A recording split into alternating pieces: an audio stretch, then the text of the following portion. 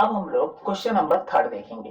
Third में क्या दिया है हमें, ऑलरेडी क्वेश्चन में सब लिख के दिया गया। यहाँ देखो मैंने लिखा हुआ है ऑलरेडी, क्वेश्चन दिया है सेक पीएस परपेंडिकुलर है सेक आर क्यू पे और सेक क्यूटी परपेंडिकुलर है सेक पी आर पे। हमें दिया है इफ यदि R Q is equal to 6, P S is equal to 6 and P R जो पी आर है इसका दिया है 12 यानी equal to 12, then find Q T. अब जरा हम लोग जरा वैल्यू जो दिया इसको पुट करके देखें, पुट करके देखते क्या आता है आंसर। तो दिया है आर क्यू कितना दिया है 6, ठीक है।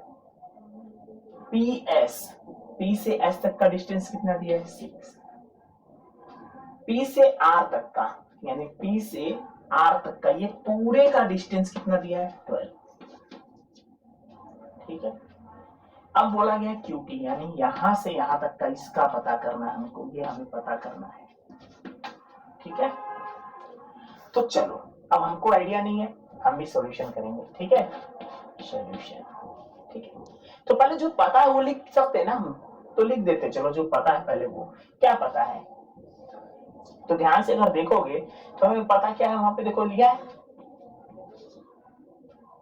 R Q is equal to 6, P S is equal to 6 and P R is equal to 12। ये क्या है ऑलरेडी दिया हुआ है, ठीक है। तो जब इस हिसाब से दिया हुआ है तो हमारे पास एक ट्रायंगल देखने को मिलेगा बड़ा वाला P Q are, P Q R, ये पूरा बड़ा वाला। अगर ये बड़े वाले ट्रायंगल की अगर हम बात करें तो पहले इसका एरिया निकालेंगे, तो इसमें बेस क्या होगा आर क्यू। चलो देखते हैं, देयरफॉर, ठीक है, एरिया ऑफ ट्रायंगल क्या आएगा P Q R equal to. अब बेस कौन सा लेना है हमें, तो बेस हम पहले ये लेंगे, तो पहले वाले का बेस क्या है क्यू आर। तो फॉर्मूले के हिसाब से 1/2 मल्टीप्लाई बाय क्या होता है बेस इंटू, तो अब 1/2 मल्टीप्लाई बाय आर क्यू ले लो मल्टीप्लाई बाय हाइट क्या होगा फिर ये इतनी बड़ी की, तो इतने बड़ी की हाइट हमारी क्या आएगी ये वाली आएगी P S multiply by P S. 1/2 multiply bye कितना है इसका बोलो 6, इसका कितना दिया है 6, सॉल्व करेंगे तो आंसर क्या आएगा 2 3 जा 6, तो 3 मल्टीप्लाई बाय 6 कितना आएगा 18, ठीक है, क्लियर है। तो इस हिसाब से हमारा एक का आंसर आ गया, क्या हो गया हमारे पास एरिया ऑफ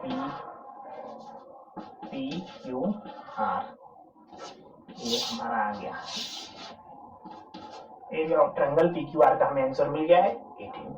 अब हमें क्या करना है, इसी तरह से हमें दूसरा करना पड़ेगा, तो ऑल्सो इसको करना पड़ेगा, और ऑल्सो करेंगे तो फिर से क्या करना पड़ेगा हमें इसका बेस चेंज करना पड़ेगा, इसका बेस चेंज करना पड़ेगा। जब बेस चेंज करेंगे तो हमारा क्या होगा आंसर भी चेंज होगा, आंसर भी चेंज होगा। अब बोलोगे कैसे बेस चेंज करेंगे, सेम ट्रायंगल ले लो लेकिन इस बार बेस किसको मान लो पी क्यू, क्योंकि यहाँ पे देखो क्या बन रहा है 90 डिग्री परपेंडिकुलर है ना यहाँ पे, तो 90 डिग्री बन रहा है, इस बार बेस पी आर को ले लिया जाए, ठीक है। तो ट्रायंगल को अब तक हमने ट्रायंगल को ऐसे लिया था क्रॉस वाला, ध्यान से देखो ये वाला ट्रायंगल लिया था, ये वाला ट्रायंगल लिया था, ठीक है। तो इसकी हाइट ये पड़ रही थी, बेस हमने ये लिया था तो इसको बेस लिया था, तो हाइट ये पड़ रही थी, ठीक है। इस बार हम लोग बेस इसको लेंगे, ये हाइट को क्या लेंगे बेस, ट्रायंगल वही है लेकिन बेस चेंज कर रहे हैं हम, ठीक है। तो चलो देखते हैं, देयरफॉर, ठीक है, area of triangle P Q R equal to 1/2 base क्या हो जाएगा पी आर इंटू हाइट क्या होगी, अब हाइट क्या हो जाएगी सिर्फ ये आएगी क्यू टी, क्यू टी क्या पता हमें पी क्यू आर का एरिया पता है कितना है 18, 1/2 मल्टीप्लाई पी आर का वैल्यू कितना है 12 मल्टीप्लाई क्यू टी का वैल्यू मालूम है नहीं, तो क्या लिखना है क्यू टी, क्लियर हुआ, इजी है। चलो अब सॉल्व करके देखते हैं। सॉल्व करेंगे तो क्या होगा, 2 है, इसको डिवाइड करेंगे कितना आएगा 6, तो यहाँ पे क्या रहेगा 18 equal to 6 multiply by QT। ठीक है, तो अब ये इधर जाएगा अपोजिट साइड, या इसको इधर ले लो।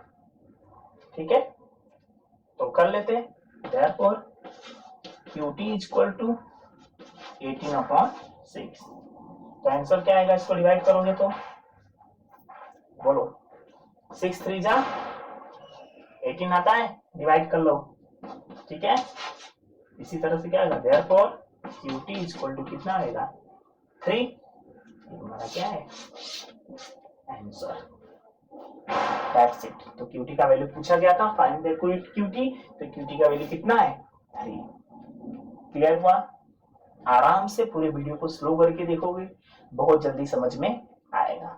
मिलते हैं अगले क्वेश्चन पे।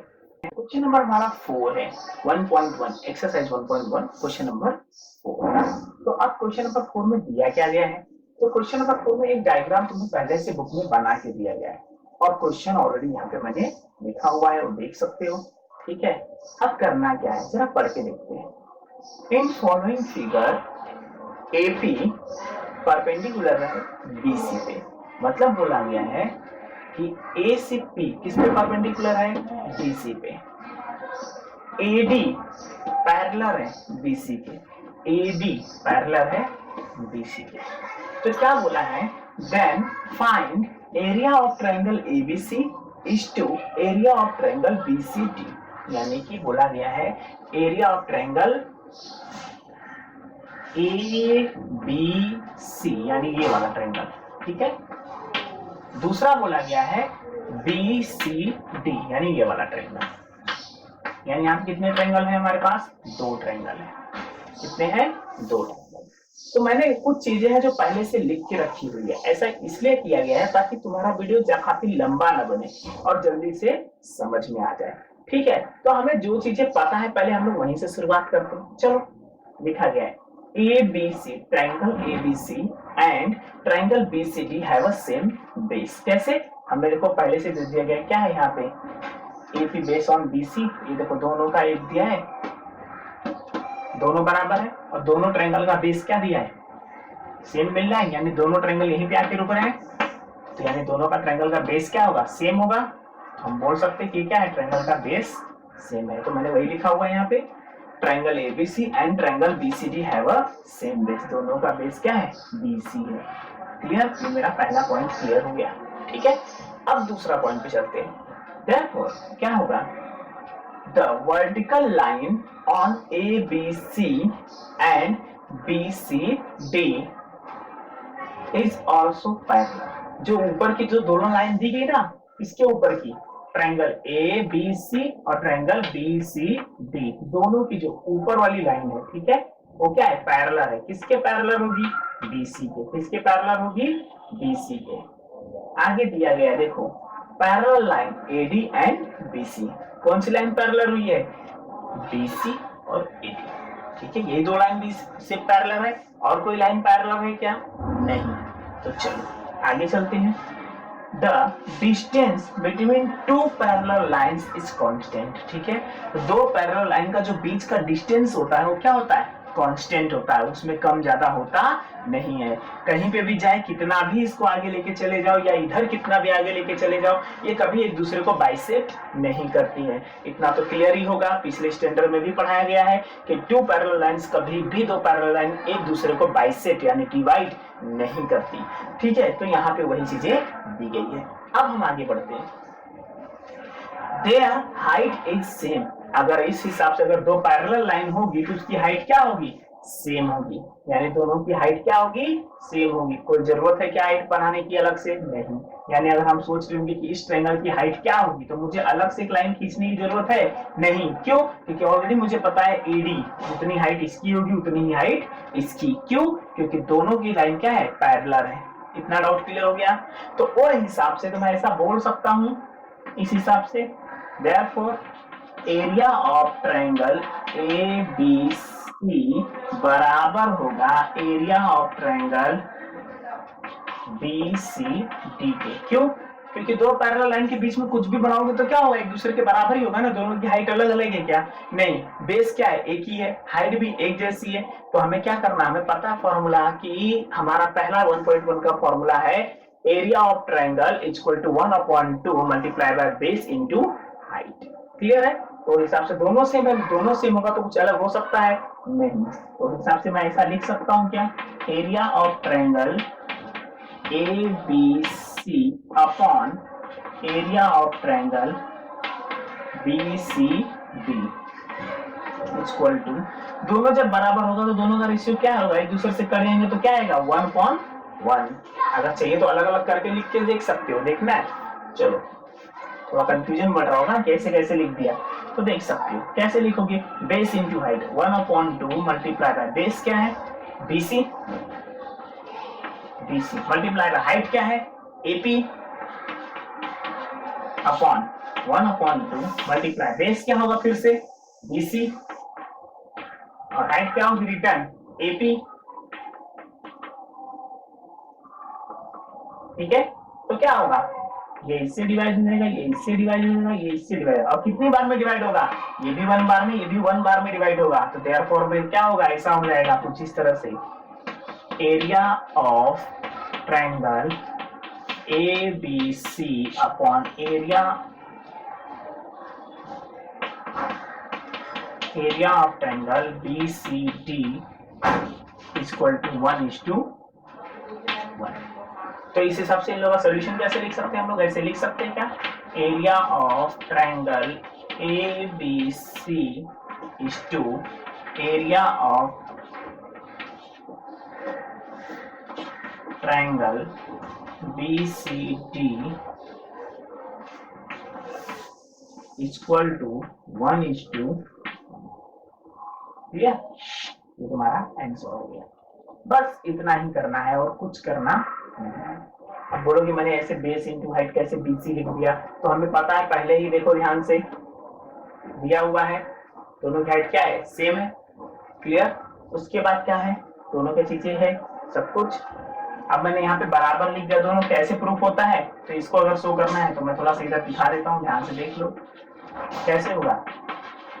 फ्रॉम 1 2 एंड 3, ध्यान से देखो, पहले में क्या मैंने बताया कि इसका बेस सेम है, दूसरे मैंने क्या किया, दोनों लाइन क्या है पैरेलल है, और तीसरे मैंने क्या बताया कि हाइट भी क्या है सेम है। तो बेस और हाइट अगर सेम होगी तो क्या होगा, दोनों ऐसा ही आएगा। क्लियर हो गया, बस इतना ही करना है और कुछ करना नहीं है। क्लियर है, कोई डाउट रहेगा तो पूछ सकते हैं।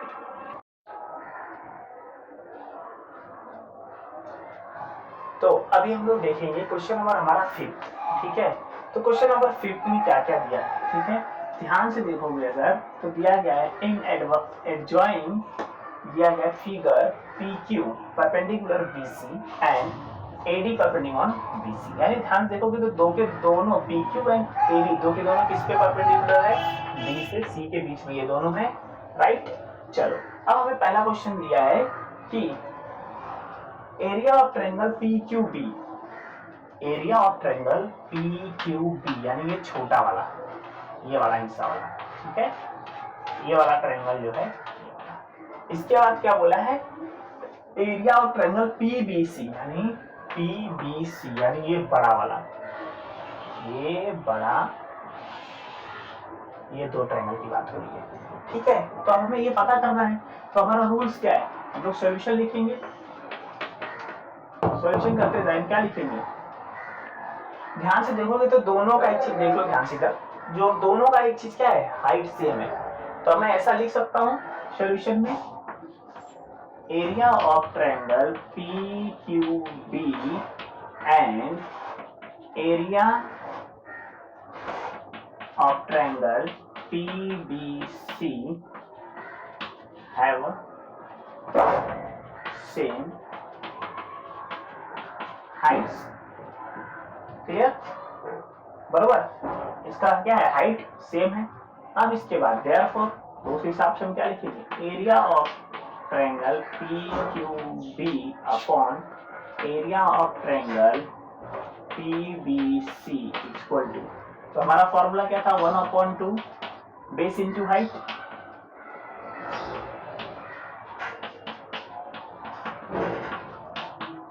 अपॉन 1/2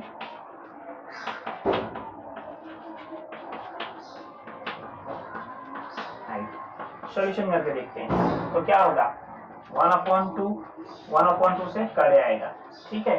बेस क्या है फिर, तो बेस देखते हैं, तो दोनों का बेस क्या है, ठीक है, दोनों का बेस अलग अलग है कि एक ही है। ध्यान से देखोगे तो दोनों का बेस क्या होगा, दोनों का बेस अलग अलग दिखेगा। कैसे, तो अब हम लोग क्या देखिए, हम लोग एक डिवाइड हो गया है, ठीक है। अब हम क्या करेंगे, दोनों का बेस चेक करना है। तो दोनों का बेस यानी PQB का बेस क्या होगा, ये होगा QB। तो क्या लिखेंगे, Q मल्टीप्लाई बाय, ठीक है। फिर क्या होगा, हाइट क्या है QB का, PQ। तो P अपॉन, फिर आएगा बेस PBC यानी PBC, इसका बेस क्या है BC। तो क्या है बेस BC मल्टीप्लाई हाइट क्या होगा PQ। तो PQ, ध्यान से देखोगे तो क्या हो रहा है, ये इससे डिवाइड हो गया। तो क्या बचा, QB अपॉन BC, ठीक है। ये तुम्हारा आंसर हो गया इसका, ठीक है।